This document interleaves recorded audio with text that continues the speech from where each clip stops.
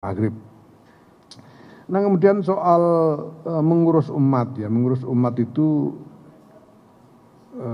maksudnya gimana? Membuat umat jadi kurus atau mengelola hajat-hajatnya gitu, itu yang dimaksudkan. Kalau membuat umat jadi kurus ya kita tinggal tidur aja kurus dengan sendirinya umat itu. Nah kalau kita harus mengelola hajat-hajatnya dengan cara apa, pakai apa gitu. Hajat mana saja yang harus kita urus. Nah kita ketahui bahwa Nahdlatul Ulama itu adalah organisasi keagamaan dan kemasyarakatan, sehingga bukan hanya hajat-hajat agama saja yang dikelola, yang diurus, tapi juga hajat-hajat kemasyarakatan, termasuk ekonomi, pertanian, pendidikan, kesehatan, dan lain sebagainya. Nah, dan itu semua membutuhkan biaya. Tempo hari di dalam musyawarah nasional dan konferensi besar Nahdlatul Ulama yang kita selenggarakan di Yogyakarta, kami sudah sampaikan bahwa di antara komponen strategis untuk pengembangan NU ke depan itu adalah bahwa kita harus membangun suatu kapasitas keuangan independen yang sustainable. Jadi kapasitas keuangan yang mandiri dan lumintu. Jadi tidak cuma sekali dapat hilang, sekali dapat habis begitu, tapi lumintu. Jadi independen. Jadi kita memerlukan satu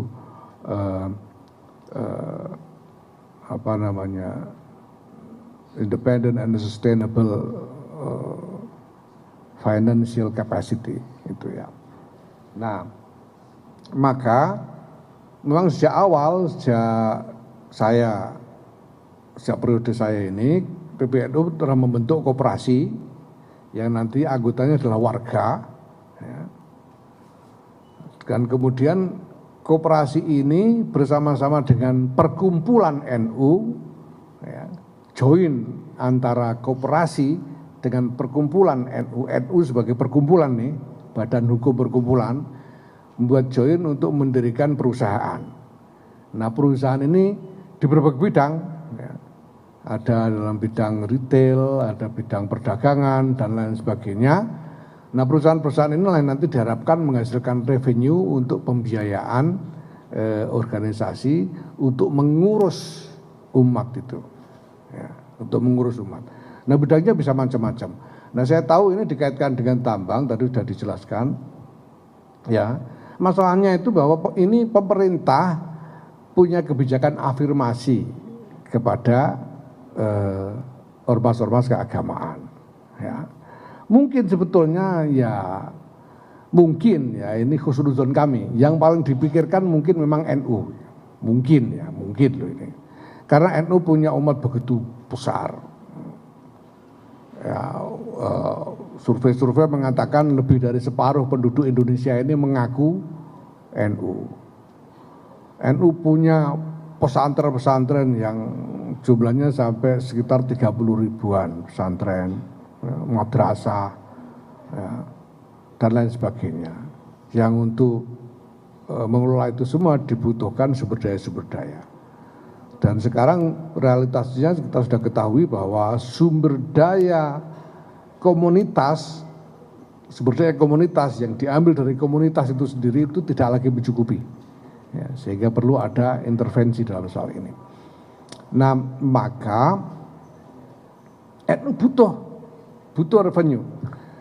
Nah pemerintah kemudian berpikir untuk menyediakan kesempatan sehingga pada waktu pembukaan muktamar ke-34 di Lampung bulan Desember 2021 dulu, Presiden Joko Widodo dalam pidato pembukaan muktamar itu menyampaikan akan menyediakan konsesi tambang untuk NU. Itu beliau sampaikan dulu gitu.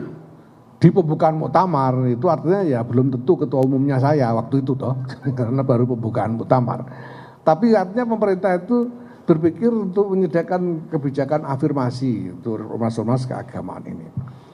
Nah, kemudian bagaimana NU menyikapi ini? Nah, NU ini pertama-tama seperti saya katakan butuh. NU ini butuh apapun ya, yang halal yang bisa menjadi sumber revenue untuk pembiayaan organisasi. Ya. Karena keadaan di bawah ini memang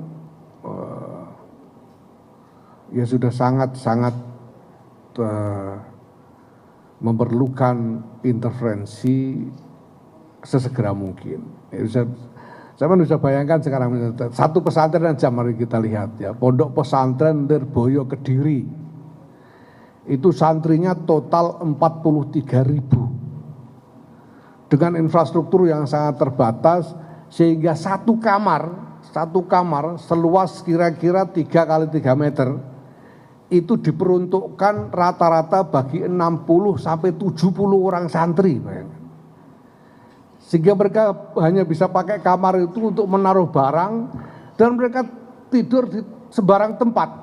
Untuk tidur itu mereka harus tidur di emperan kelas, di masjid, di sembarang tempat, karena tidak ada fasilitas kamar untuk tidur. Nah, kalau kita nunggu afirmasi pemerintah yang langsung, itu nanti harus berhadapan dengan macam-macam parameter birokrasi yang pasti lama sekali. Undang-undangnya gimana, aturannya gimana, dan seterusnya. Nah, kami karena selama ini NU ini secara langsung engage dengan mereka, kami mengetahui persis bagaimana cara bagaimana melakukan intervensi yang strategis untuk menghadapi masalah-masalah seperti ini. Kita misalnya juga punya ya, Muslimat NU itu mengelola ribuan taman kanak-kanak dan Raudatul Atfal. Dan banyak itu, ribuan taman kanak-kanak Raudatul Atfal itu, guru-gurunya itu cuma diberi honor yang sangat minimal. Saya tahu sendiri, ada yang cuma 150.000 sebulan honor guru Raudatul Atfal ini. Nah, kalau nunggu, dan ini kan semua ini inisiatif komunitas sendiri yang bikin, ditopang dengan kapasitas komunitas, ya gurunya sih ikhlas semua gitu. Ikhlas semua, cuma ya yang lihat itu kan ya enggak tega sebetulnya. Nah, komunitas sudah enggak punya lagi kapasitas yang lebih untuk memberi topangan lebih kuat. Nah, hal begini ini yang membuat kami dalam keadaan memang butuh sekali. Nah, kami memang seperti saya sampaikan tadi sudah membuat ikhtiar-ikhtiar, tapi membuat perusahaan baru yang dijamin ini sungguh nanti revenue-nya masuk ke organisasi, bukan kepada individu-individu gitu ya. Sehingga misalnya kalau saya nanti selesai masa bakti saya ini tidak bisa saya bawa pulang perusahaannya itu, jadi tetap jadi miliknya NU. Ini kita sudah desain sedemikian rupa. Nah, ini kan juga harus perlu waktu sampai ini betul-betul menghasilkan revenue yang signifikan. Nah, maka ketika pemerintah memberi peluang ini, membuat kebijakan afirmasi ini, kami melihat sebagai peluang. Dan segera kami tangkap, wong butuh gimana lagi gitu.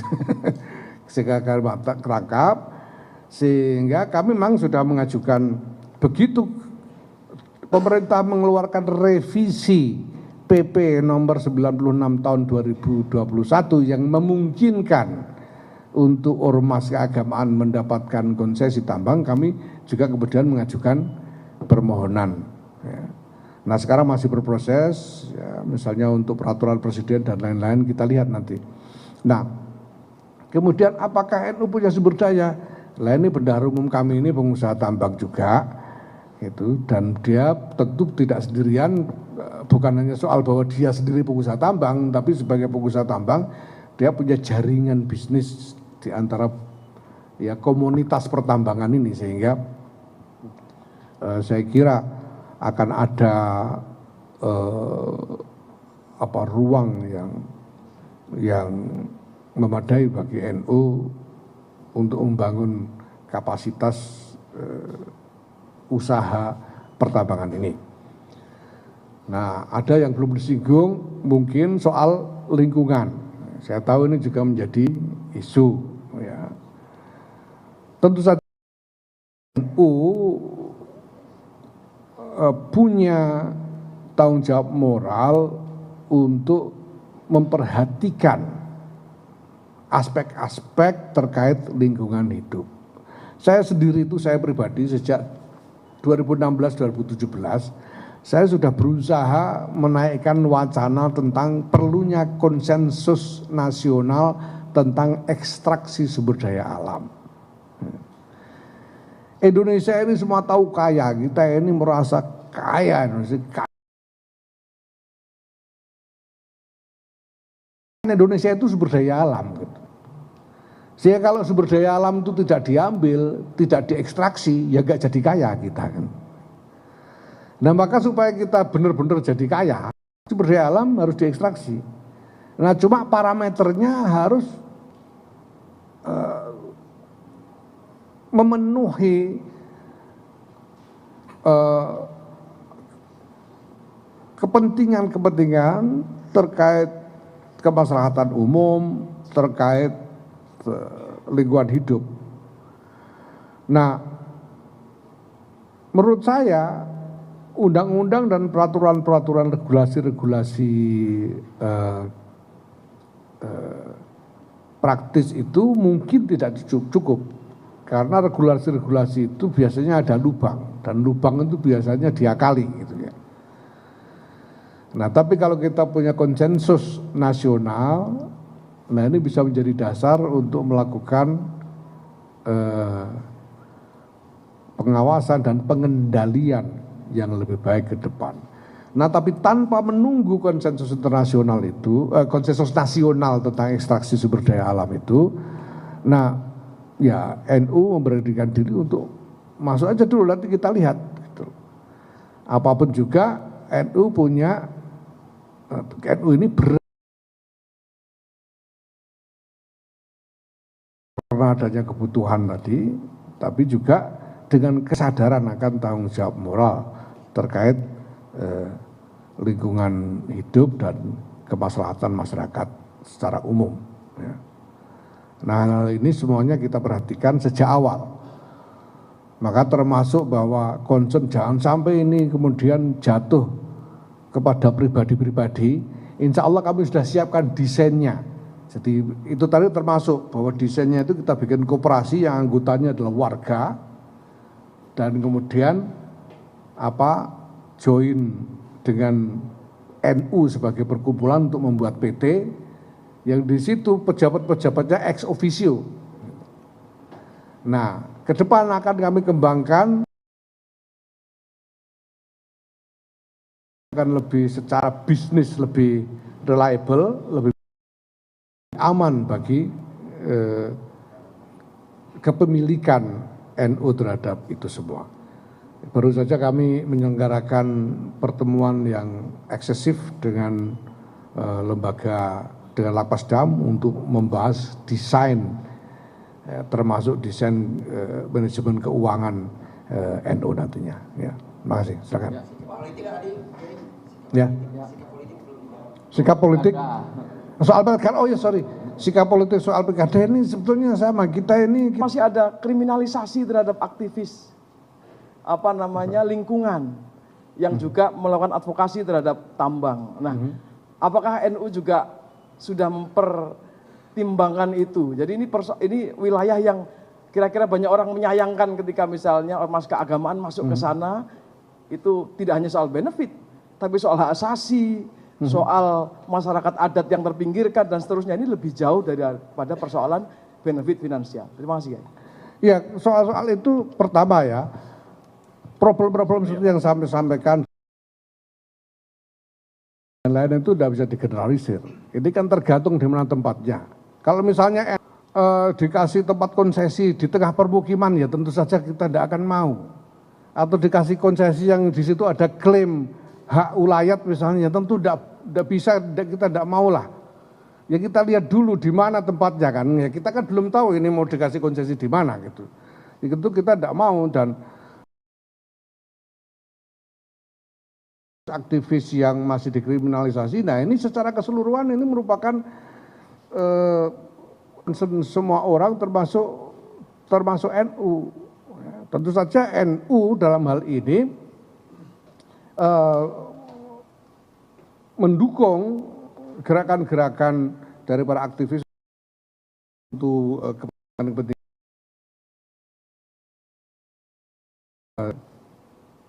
meminta supaya mereka tidak dikriminalisasi. Tapi kriminalisasi itu kan ya macam-macam. Ya. Ada yang kriminal beneran juga ada kan itu. Jadi nanti kita lihat.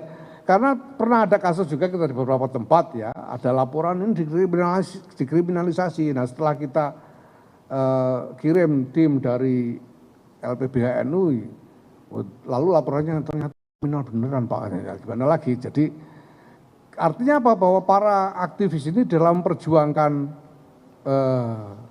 idealismenya, ini ya memang harus memperhatikan strategi dan cara-cara yang dilakukan supaya tidak sampai menimbulkan masalah-masalah seperti itu, masalah-masalah kriminalisasi semacam itu. Dan pada dasarnya secara umum NU jelas mendukung idealisme dan nilai-nilai moral untuk kesehatan lingkungan hidup dan masyarakat secara umum. Ya, saya kira itu. Ya, terima kasih. Cukup. Ya. Oke, Assalamualaikum warahmatullahi wabarakatuh. Saya Razi dari iFox ID. Mungkin masih terkait tambang ya, Ki. Dari apa? Dari tambang ini kan pengelolaan tambang ini kan identik dengan energi fosil ya, dan PBB juga sudah mencanangkan juga di tahun 2050 mulai beralih gitu ya dari energi fosil menjadi energi terbarukan, khususnya di Indonesia juga mulai terhadap hal itu. Nah, apakah dari NU sendiri masih optimis gitu hal ini dapat menjadi ekonomi umat gitu ke depannya, padahal bisa dikatakan dunia dan Indonesia itu sudah mulai meninggalkan dan baru gitu. Nah, seperti itu. Dan kemudian di beberapa tahun ke belakang juga tambang ini kan dikuasai oleh segelintir orang gitu kan ya, dan itu juga statement dari Muhammadiyah Din Samsudin itu bilang bahwa kita tuh hanya mendapatkan sisanya gitu dari pertambangan ini. Nah, bagaimana NU apakah melihat hal ini sama gitu ya? Apakah gitu? Oke. Terima kasih. Assalamualaikum warahmatullahi wabarakatuh. Ya, belakangnya itu Mbak. Silakan. Kalian. Halo, saya Tama dari Tempo. Izin Kiai, saya ingin bertanya mengenai tambang juga. Jadi PBNU dapat lokasi tambang di mana dan luasnya berapa? Lalu siapa saja orang yang akan disiapkan PBNU untuk mengurusi tambang tersebut? Terima kasih. Terima kasih. Pertama mengenai fossil fuel dan net zero dan sebagainya ya. Kan visi dengan strategi, itu yang pertama. Yang kedua, sekarang realitasnya banyak masyarakat yang masih bergantung dan membutuhkan fossil fuel untuk sumber energi. Karena itu lebih murah, lebih available. Ya. Sehingga tidak bisa serta-merta diterapkan sebagai prinsip policies, ya itu tidak bisa ya, karena kalau dilarang fossil fuel sampai tidak boleh naik pesawat terbang kemana-mana dan sebagainya gitu ya. Nah termasuk ini sekarang ini masih dibutuhkan pada dasarnya energi dari sumber batu bara ini masih dibutuhkan kenyataannya gitu. Nah dan kebutuhan itu memang kebutuhan yang real, yang bukan dibuat-buat, itu yang pertama. Dan kedua, untuk transformasi pemanfaatan energi itu kan dibutuhkan transformasi teknologi. Nah maka harus ada strategi supaya kita ikut menguasai teknologinya. Jangan nanti kita tidak boleh pakai fossil fuel tapi kita lalu bergantung teknologinya pada orang, kan gila. Boleh begitu, tidak mau saya kalau disuruh begitu. Karena pertama-tama kita harus tetap merdeka. Kita harus kuasai juga teknologinya, jangan cuma gantung sama teknologinya orang gitu. Itu yang penting. Nah ini semua masih harus dalam proses. Nah soal PBB dan lain-lain ini kan sedang menaikkan wacana supaya semua orang punya concern. Kita juga punya concern, jelas ya. Nyatanya kita juga ikut mengkampanyekan penggunaan energi listrik sebagai pengganti BBM untuk mobil-mobil kan. Ya, tapi nyatanya sekarang kan mobil listrik itu tidak bisa sampean pakai dari Jakarta ke Surabaya. Celaka sampean nanti. Nanti 400 kilo harus ngisi baterai 1 jam 2 jam, yang ngantri ngisi 40 mobil bagaimana? Ini hal yang memang masih membutuhkan pemecahan jangka panjang, harus ada strategi yang deliberate dan adil. Ya, deliberate dan adil soal ini, tidak boleh tidak adil. Nah, ini satu. Nah kemudian apa tadi soal yang kedua tadi soal apa? Ya, lokasinya kita belum tahu. Lokasinya kita belum tahu. Kita baru mengajukan izin ya kan. Nah, nanti kalau dikasih lokasi ini ya kita lihat lalu kita tawar, namanya ini kan soal tawar menawar juga ya, kita tawar jangan di sini dong, itu masalah namanya bukan, pemerintah sudah mengatakan bahwa ini prinsipnya afirmasi itu jangan kasih masalah sama kita lah gitu. Nah maka itu menjawab juga soal bahwa selama ini dikuasai segelintir orang ya kan, sudah bagus pemerintah ini, karena kalau nunggu NU punya duit sendiri yang cukup untuk bersaing dengan segelintir orang itu kan kelamaan gitu. Nah maka pemerintah memberi afirmasi. Ini kan berarti ada kemauan pemerintah untuk memicu praktek yang lebih adil dalam soal ini. Kemudian soal sumber daya manusia yang kita punya, ya kita sudah bikin PT-nya. Kita sudah punya PT. Dan penanggung jawab utamanya bendahara umum yang juga adalah pengusaha tambang. Dia mungkin termasuk segelintir orang tadi itu. Mungkin ya. Tapi bagian disor. Tapi paling tidak dia punya jaringan dari komunitas tambang ini. Dan sebetulnya di lingkungan NU itu sendiri udah banyak sumber daya manusia yang unggul yang bisa kita panggil untuk ikut bekerja. Ya ini kan soal proses kan, ini kan bukan kayak kita dikasih nasi bungkus yang bisa dibuka langsung dimakan dengan janda, ini butuh proses lama ya. Dan NU saya kira saya sangat optimis, karena kita juga sudah beberapa tahun ini, ya 2 tahun terakhir lah kita melakukan semacam identifikasi sumber daya manusia. Sekarang ini misalnya kita sudah dapatkan data 286 profesional NU yang bekerja di berbagai negara sebagai profesional kelas 1. Ada yang bekerja di level manajemen perusahaan industri pesawat terbang, ada yang